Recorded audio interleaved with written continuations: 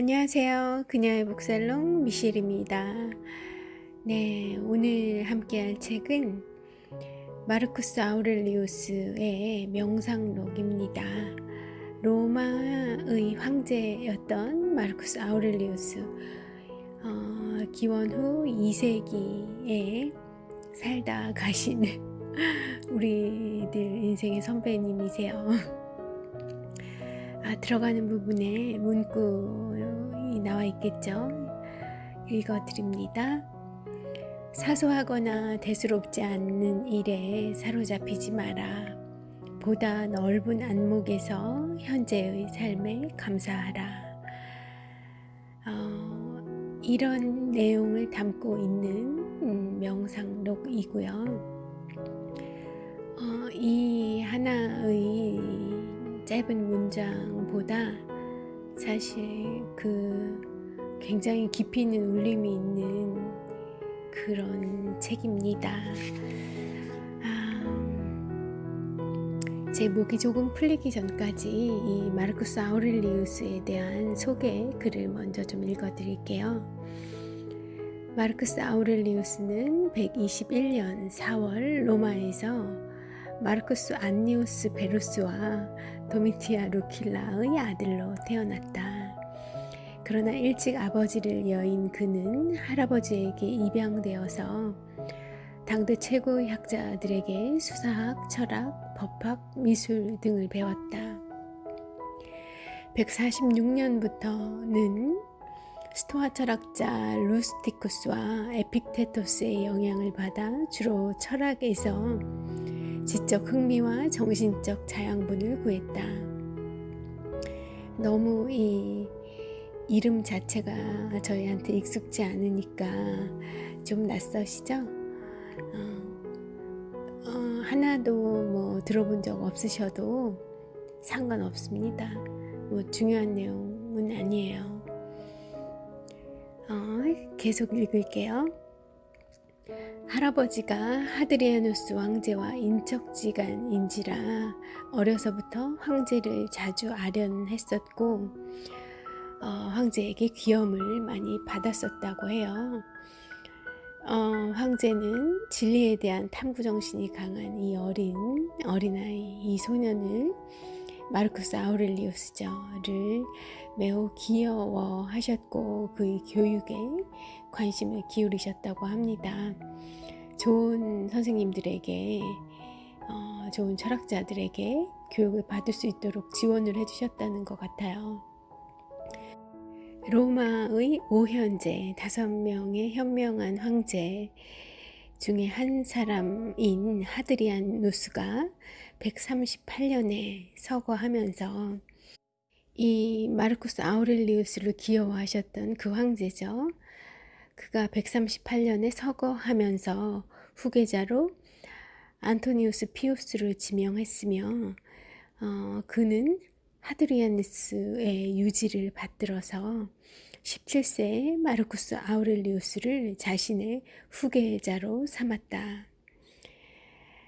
그러니까 죽는 순간까지 이 하드리아누스 황제는 이 마르쿠스 아우렐리우스가 그 교육 환경을 보장해 주었던 거예요. 그리고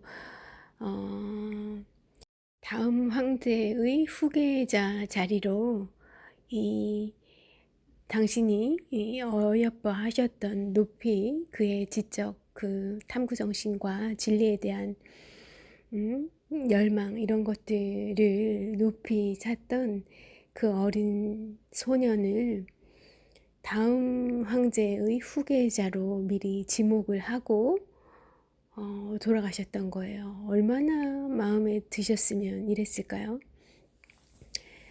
어린 소년 마르쿠스 아우렐리우스의 미래는 안토니우스 피우스의 딸 파우스티나와의 혼인으로 더욱 확고해졌다. 그는 기품 있는 직분 수행과 더불어 법과 철학 공부에도 매진했고 40세에 왕권을 승계하게 됩니다. 자진해서 동생인 루키우스 베루스와 로마의 통치권을 나누어 가지는 그런 시도도 하였었고요. 그러나 이제 동생이 그 후로 8년 후에 사망을 하게 됐긴 했지만, 통치권을 스스로 나눠 가진 황제, 와, 대단한 것 같아요. 이렇게 마르쿠스 아우렐리우스는 평화주의적인 기질을 타고났고요. 그러나 그가 놓였던 시대적인 그 역사적인 상황은 마르코 만니, 콰디를 비롯한 많은 게르만족들과 영토 보존을 위해 어쩔 수 없이 전쟁을 계속해야만 했죠. 로마 제국의 황금기가 저물어갈 무렵 황제가 된 그는, 마르쿠스 아우렐리우스는 전선에서 여러 해를 전투를 지휘하며 보내게 됩니다. 전쟁 기간 동안에 경무에 시달리면서도 틈틈이 명상록을 집필했어요. 오늘 읽어드릴 참 이 보석 같은 명상록을 집필하셨던 겁니다. 전장에서. 물론 집필 당시 그는 자신의 글을 결코 출간할 의도가 없었을 테지만, 그가 죽고 14세기가 지난 1559년에 글은 최초로 인쇄되었습니다. 리들리 스콧 감독의 영화 글래디에이터에서 그가 자신의 아들 코모두스에 의해 암살된 것으로 묘사되지만, 그것을 증명할 만한 역사적 증거는 없다고 마지막에 나와 있네요. 그렇지만 그의 아들이 그의 이 지성과 영성, 이런 것들과는 굉장히 거리가 먼 인물이었던 건 맞는 것 같습니다. 그 얘기는 또 이 녹음 뒷부분에 다시 살짝 언급하기로 하고요. 이제 이 부르의 명저, 부르의 고전, 명상록 속으로 들어가 볼게요. 제가 좋아하는 책이에요. 마음을, 나의 영혼을 이렇게 쭉 가다듬게 해주는, 심신이 피곤할 때 이 아우렐리우스의 음성을 듣고 싶어지는 그런 때이죠. 심신이 피곤할 때가. 자, 문장을 먼저 읽어드리겠습니다. 날마다 너 자신에게 이렇게 말하는 것으로 하루를 시작하라. 오늘 나는 주제넘고 무례하고 오만하고 믿을 수 없고 악의적이고 이기적인 사람들을 만날 것이다. 그들이 그런 것은 선과 악에 대한 무지 때문이다. 그러나 나는 오래전부터 선의 본질과 숭고함, 악의 본질과 비열함, 그리고 육체적 의미에서가 아닌 유사한 이성과 신성을 부여받은 동족이라는 이유에서 위와 같은 결점을 지닌 그런 인간들도 나의 형제라는 것을 아는 까닭에 그들 누구로부터도 해를 입지 않을 것이다. 어느 누구도 나를 추악한 것과 얽히게 할 수 없기 때문이다. 네, 또 다른 문장입니다. 너의 운명의 모습과 맞게 다가오는 것만을 사랑하라. 너의 운명의 모습과 맞게 다가오는 그것만을 사랑하라. 이보다 더 너의 욕구와 맞아 떨어지는 것이 어디 있겠는가? 너의 운명의 모습과 맞게 다가오는 것.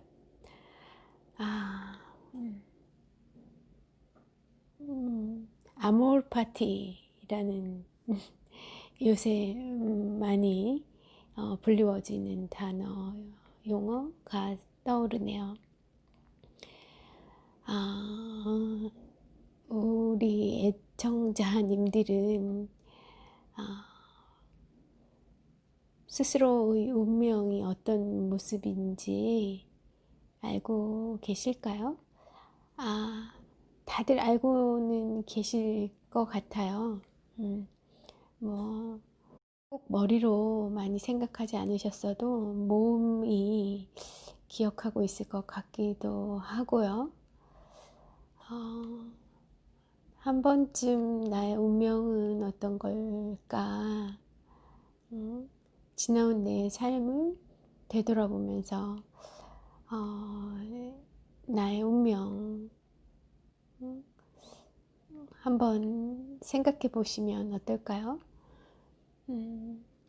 여태까지와의 운명에서 좋았던 그런 빛나는 순간들만을 좀 이렇게 연결해서 앞으로의 나의 운명을 또 스스로 점쳐보시는, 스스로 그려보시는 그런 시간 한 번쯤 가져보시면 어떨까 해요. 한 번쯤? 뭐 일주일에 한 번쯤? 네, 또 다른 문장입니다. 모든 것은 각자의 임무를 지니고 태어났다. 말과 포도나무도 그렇다. 이는 분명한 이치다. 태양신마저도 나는 이 일을 하려고 태어났다. 나는 이 일을 하려고 태어났다. 고 말할 것이며 하늘에 계신 다른 신들도 마찬가지다. 그렇다면 너는 무엇을 위해 태어났는가? 쾌락을 위해?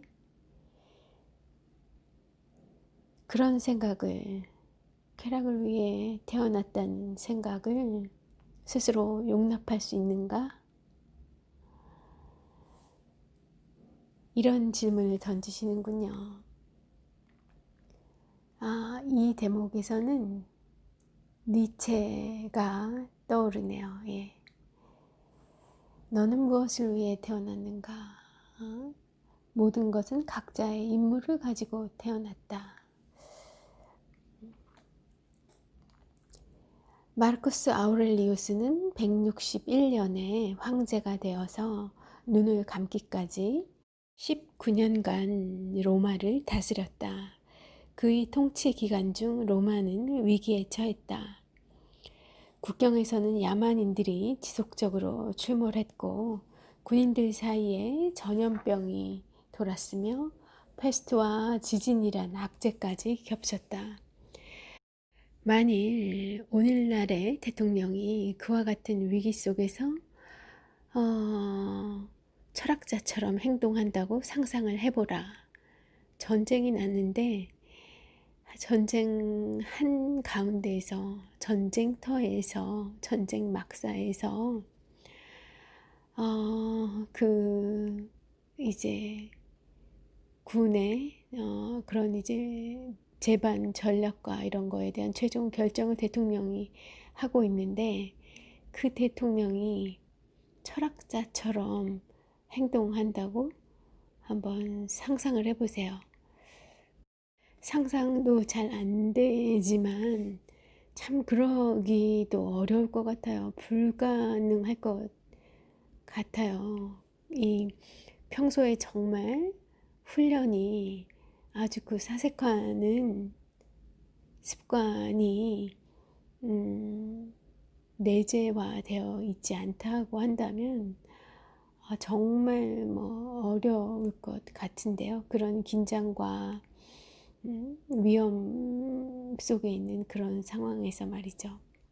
그런데 이 명상록을 남긴 마르쿠스 아우렐리우스라는 황제는 그러했던 겁니다.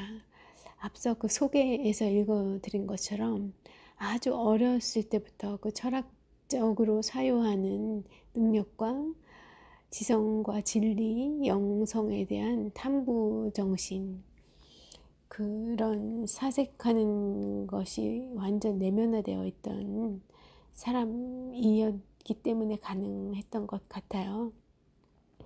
그것이 또 그를 그렇게 지켜낼 수 있는 힘이었던 것 같고요.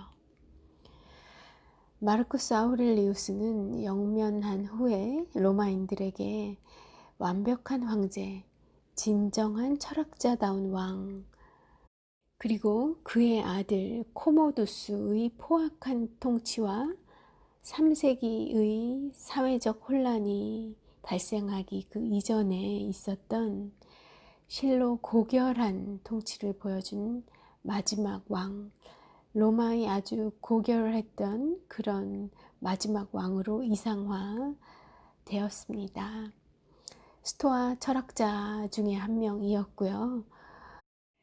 그 스토아 철학의 정신에 따라서 마르쿠스 아우렐리우스는 고난한 삶으로 인해 불행해지는 것을 거부했습니다. 스토아 학파는 기원전 300년경에 처음 생겨난 그리스 철학파고요. 그들은 인간이 우주의 법칙에 순종하며 살아야 한다고 가르쳤습니다. 인간의 의무와 이성, 쾌락의 탈피, 두려움 없는 죽음을 강조했고요. 또한 의도가 어떻든 모든 행동에 대한 책임을 졌으며 개인을 초월한 위대한 선을 추구했다. 마르쿠스 아우렐리우스가 지금 살아있다면 세계적 협조 노력을 지향하는 유엔이나 그 밖의 단체들을 지지했을 것이다. 그만큼 스토아 철학은 세계적인 시야를 갖췄으며 보편적 형제를 지향했다, 신봉했다. 보편적 시각은 세계뿐만 아니라 시간에 대해서도 마찬가지였다. 명상록 속에 관련한 내용을 인용해 보겠습니다. 모든 것은 유서 깊은 과거로 사라지고 곧 망각으로 덮인다. 영광의 광채에 사는 사람들에게도 마찬가지다. 더 이상 숨을 쉴 수 없게 될 때 모든 사람들은 고대 그리스의 시인 호메로스의 말대로 시야에서 사라지고 소문이 되어버린다. 과연 불멸의 명성이란 무엇인가? 부질없고 공허하다. 그렇다면 인간이 열망해야 할 것은 무엇인가? 그것은 단 하나뿐이다. 바른 생각과 이기적이지 않은 행동, 거짓을 말하지 않는 혀, 모든 지나가는 일들을 운명적이고 예측 가능하며 하나의 동일한 원천과 기원으로부터 나온 것으로 기쁘게 받아들이는 마음이다. 인간이 열망해야 할 것은 바른 생각과 이기적인 행동, 거짓을 말하지 않는 혀, 모든 지나가는 일들에 대해 그것을 운명으로 그리고 하나의 동일한 원천과 기원으로부터 나오는 그런 운명적인 것으로 기쁘게 받아들이는 마음, 이것을 열망해야 한다는 그런 말씀이에요. 지금으로부터 1900년 이전에 쓰여진 글이지만 어쩌면 오늘날에 오히려 적절하게 와닿는 그런 글인 것 같습니다. 또한 마르쿠스 아우렐리우스는 자신의 인생을 통해 이 글을 입증하고 있는데요. 오늘날 지도자로서 마르쿠스 아우렐리우스의 능력이나 그 밖의 것들을 기억하는 사람은 많지 않습니다. 그러나 야전 불빛 아래서 차분히 써내려간 자신의 그의 사상을 담은 명상록은 우리들 많은 사람의 가슴과 마음에 살아 있습니다. 기억되고 있습니다. 이 책 명상록은 인간을 비롯한 우주의 삼라만상의 근본적 통합에 대한 인식을 담고 있어요. 다른 사람의 눈으로 세상을 바라보려 노력하는 것은 한 인간의 세계를 확장하는 것과 같으며 세상을 통합하는 것이라고 이야기합니다. 또한 타인을 경멸하거나 피하거나 판단하는 것은 자연의 법칙을 거스르는 것이라고 알려주고 있어요. 그 반대를 통해서 인간 관계를 한층 높은 차원으로 끌어올려야 한다는 것이 이 마르쿠스 아우렐리우스 황제의 기본 사상이었던 겁니다. 타인을 경멸하거나 피하거나 판단하지 않는 그것으로서 우리 인간 사이의 관계를 한 차원 더 높일 수 있다고 이 황제의 생각에 저도 미셸도 공감이 되네요. 여러분은 어떠실까요? 판단하고 싶으십니까? 타인을 피하고 싶으십니까? 제 마음속에서는 판단하고 싶지는 않고요. 피하고 싶은 마음은 요새 좀 있어요. 피곤하더라고요. 너무 인생이 짧고 하루하루 주어진 시간은 너무 짧고 빨리 가고 잠을 어떻게 줄여야 하나.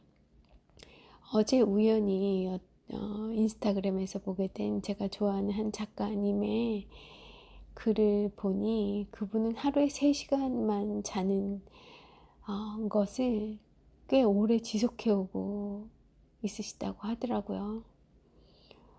꽤 오래라는 건 뭐 해를 넘고 2해를 넘고 3해를 넘은 그런 걸까요? 제가 처음 그 작가님의 사진을 배웠을 때랑 지금 그 작가님의 모습은 완전히 다른 사람 같아요. 살이 안 그래도 마르셨었는데 너무나 많이 더 체중도 빠지신 것 같고 얘기가 조금 다른 방향으로 샜는데 어쨌든 타인을 경멸하거나 피하거나 판단하는 것 이런 것 우리 하지 않으려고 노력하시지 않겠어요? 저와 함께. 쉽지 않은 일이지만 해보겠습니다. 자, 책으로 돌아가서 명상록은 우주와 인간의 어떤 모습을 좋아해야 하는지가 아니라 그 모든 것을 있는 그대로 받아들여야 한다는 메시지로 가득합니다. 이러한 관점은 다음과 같은 식구처럼 서글픈 구석도 담고 있어요. 이런 내용이에요. 당신의 심장이 멈추더라도 인류는 이전처럼 계속될 것이다. 혹자는 외로운 한 남자의 사상을 읽으면서 가슴 저린 느낌을 받을지도 모른다. 그러나 인생을 객관적으로 바라보는 마르쿠스 아우렐리우스의 능력은 모든 실질적인 환멸로부터 그를 구해주었다. 자, 또 다른 명상록 속의 한 문장입니다. 들어보세요. 끊임없이 부서지는 파도와 맞서는 갑처럼 되라. 배에 갑 있잖아요. 갑판 위에 올라가라 할 때 그 갑이요. 끊임없이 부서지는 파도와 맞서는 갑처럼 되라. 주변에 요동치는 물살이 또 한 차례 휴식을 위해 잠잠해질 때까지 꿋꿋이 버티고 서라. 내가 이런 일을 겪다니 나는 얼마나 불행한가. 결코 그렇지 않다. 오히려 이렇게 말하라. 쓰라림 없이 이 일을 겪어냈으니 나는 얼마나 운이 좋은가. 나의 현재는 흔들리지 않았고 미래에 대한 기상 또한 잃지 않았다. 와우, 과연 황제답지 않습니까? 황제의 기상이란 황제의 이 철학이란 정신이란 이렇게 강인한 것인가 봅니다. 아니에요. 뭐 이상한 황제들 많았잖아요. 이 마르크스 아우렐리우스의 정신과 기상이 이랬다는 거죠. 결코 수많은 어려움이 파도처럼 몰려왔지만 나는 그것에 굴복하지 않았노라. 그것에 다치지 않을 것이다. 그런 자기와의 끊임없는 자기 신뢰, 자기에 대한 확신, 어쩌면 자기에 대한 용기를 불어넣어주는 말인 거죠. 이것을 별빛 아래 전쟁터의 그 새벽에 이런 생각을 우뚝 서서 이런 생각을 하고 있었던 겁니다. 이 멋진 황제가 말이죠. 우리 한 명 한 명의 삶도 이 황제 마르쿠스 아우렐리우스가 맞닥뜨렸던 그 전장의 삶과 다르지 않다는 거 여러분 뭐 잘 아시고 계실 거잖아요. 느끼고 계실 거잖아요. 그 나날의 삶 속에서 우린 이런 기상을 잃지 말아야 할 것 같아요. 없다고 하면 붙들어 세우시고요. 자, 책 속으로 좀 돌아가서요. 스토아 철학의 위대한 가치는 사물을 올바로 인식하고 그것의 소중함을 기억하는 것이다. 말하자면 명상록은 사소한 것에 목숨 걸지 말라. 얼마 전에 제가 낭독해드렸던 리처드 칼슨의 책이죠. 그 책의 고대판, 고대 로마 버전인 셈인 겁니다. 세상을 제대로 바라볼 수 있는 사람은 세상 저 너머의 것도 바라볼 능력이 생깁니다. 우리는 이곳에 살고 있고 이곳에서 해야 할 일이 있지만 이곳이 아닌 다른 곳에서 왔으며 결국 그곳으로 돌아갈 것이라고 느끼는 거죠. 삶은 슬프고 외로우며 산 넘어 산처럼 보일 수 있어요. 끊임없이 파도쳐 굽이쳐 넘어오는 고통과 고난의 바다죠. 오디세우스가 집으로 돌아가는 그 여정에 만난 그런 수많은 모험들이 바로 우리들 앞에 인생에 있어 왔잖아요. 계속 있을 거잖아요. 그러나 이런 것들이 인간의 존재에 대한 경외감을 무디게 만들어서는 안 된다. 삶에 대한 이 인간 세상에 대한 환멸을 때때로 어느 순간 느낄 수야 있겠지만 다시 일어나야 하고요. 우리 인간, 나라는 인간, 너라는 인간, 이 타자라는 수많은 우리 인간들이 인류가 얼마나 경외롭고 저마다 각자의 입장에서 자기의 자신만의 그런 꽃을 피우기 위해 그런 생명력을 가지고 피어나려는 그런 존재들인 건지 그 경외감을 다시 되찾아야 했고 나도 그런 존재로 다시 또 피어나야 하는 거죠. 역경을 딛고 삶을 찬양하면서요.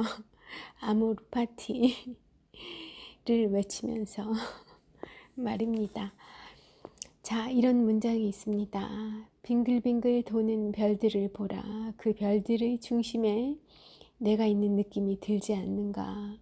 때로 그 별들이 새롭게 도는 모습을 그려라. 세속적인 삶의 불필요한 찌꺼기를 말끔히 없앨 수 있을 것이다.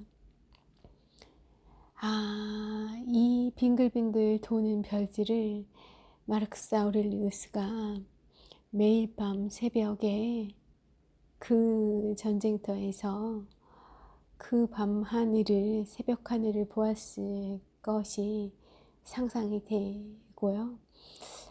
마음이 벅차오르는 것 같아요. 그 별들의 중심에 내가, 여러분이, 그대가 서 있는 느낌이 발견하시기를 바라고요. 자, 이제 좀 마무리를 해보겠습니다. 앞서서 이 마르쿠스 아우렐리우스의 조금은 망나니스러운 아들 코모두스를 살짝 언급을 해드렸었어요. 그 전까지는 이 로마의 황제는 비세속이었던 거예요. 그러니까 아들에게 물려주는 그런 개념이 아니었던 거죠. 그런데 이 세속되지 않는 이 왕권의 전통을 깬 것이 바로 이 현자 마르쿠스 아우렐리우스의 막무가내 아들이었던 겁니다. 이 코모두스는 비세속 왕권의 전통을 깨고 왕위에 올랐고요. 그리고 매우 잔인한 통치를 한 것으로 기록에 남아 있어요. 세상에 어떻게 이런 아버지한테 이런 아들이 나올 수 있는 걸까요? 이것도 또 저희에게 시사해 주는 바가 있는 것 같아요. 위대한 철학자이자 지도자였던 그가 그토록 악랄한 황제, 악랄한 자의 아버지였다니. 자, 명상록은 명쾌한 해답을 던지는 또 한 권의 자기계발서가 아닙니다. 이 책의 주제부터가 미완벽이죠. 인간은 왜 이런 일이 일어나는지, 왜 사람들이 저런 방식으로 행동하는지 결코 정확하게 이해할 수는 없습니다. 그러나 그것에 대한 판단은 인간의 몫이 아니라고 생각해요. 저도 작가님의 생각에 동의합니다. 모든 사건과 삶은 인간의 한계를 뛰어넘어 방대한 의미를 지니기 때문이죠. 이렇게 생각하는 것 자체가 위안이 될 수 있을 겁니다. 이 책 명상록은 광폭한 세상에 올바른 이성을 유지한 한 사람이 쓴 짧은 책이며 현대의 철학적 자기계발서 사이에서도 단연코 돋보이는 그런 책입니다. 곁에 두고 잠 못 이루는 밤이나 새벽에 보시면 마르쿠스 아우렐리우스의 음성이 들리실지도 몰라요.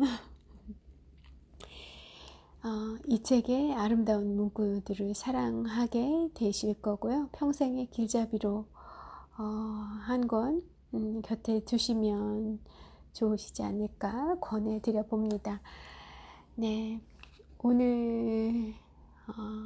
오늘 새벽에 일어나서 무슨 책을 읽어드릴까 하다가 눈에 들어온 책이 바로 저의에서 명상록이었습니다.